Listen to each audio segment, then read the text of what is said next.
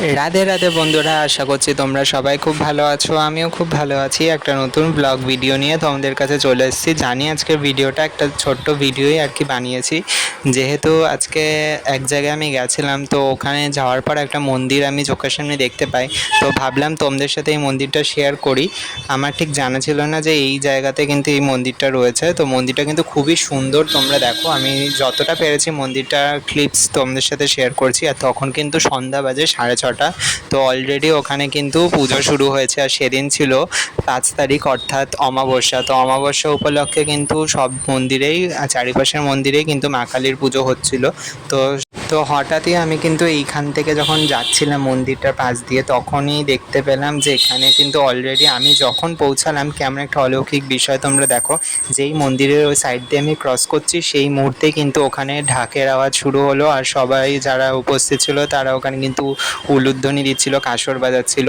তো আমি তখন ভাবলাম কি হয়তো মার ইচ্ছা, মা চাইছে যে আমি যাই মায়ের দর্শন করতে। তো সেই কারণেই গেলাম মন্দিরটার ভেতরে। কত সুন্দর পরিবেশ। আর ওখানে কিন্তু শুধু মা কালী নয়, অনেক দেবদেবীর মূর্তি রয়েছে। মা মনসা, তারপর লোকনাথ বাবা, তারপর বড় ঠাকুরের মূর্তি রয়েছে, অনেক মূর্তি রয়েছে। হনুমান মন্দিরে রয়েছে, সব আলাদা আলাদা পরপর সব মূর্তি এখানে রাখা রয়েছে। আর এটা কিন্তু যাদবপুরে বিবেকনগরে। তো তোমরা যদি এখানে আসতে চাও, 2 নম্বর প্ল্যাটফর্ম থেকে নেমেই তোমরা কিন্তু যদি বলো বিবেকনগর এই মন্দিরটার কাছে যাবে, তোমাদের দেখিয়ে দেবে। বেশি দূর না, মাত্র 10 মিনিট মতন লাগে হাঁটার, ওয়াকিং ডিস্টেন্সে। আর এইটা কিন্তু মন্দিরটার সামনে রয়েছে একটা বিশাল বড় মাঠ, আর তার পাশেই রয়েছে একটা স্কুল। আমি ভিডিওর শুরুতেই তোমাদের দেখিয়ে দিয়েছি।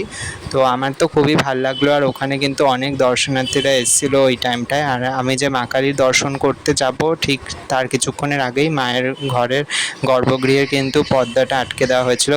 তো যাই হোক, হয়তো এই মন্দিরে মায়ের মূর্তিটি দর্শন করতে পারলাম না। তাতে কি হয়েছে, মায়ের ইচ্ছা ছিল যে আমি মায়ের দর্শন করি। তো ওই কারণে যখন আমি আবার স্টেশনে এসেছি, 2 নম্বর প্ল্যাটফর্মের ওপরেই দেখি কি আবার ঢাকের আওয়াজ আসছে। তো আমি একটু লোকের মাঝখান থেকে গিয়ে দেখি এখানে একটা মন্দির দেখতে পেলাম।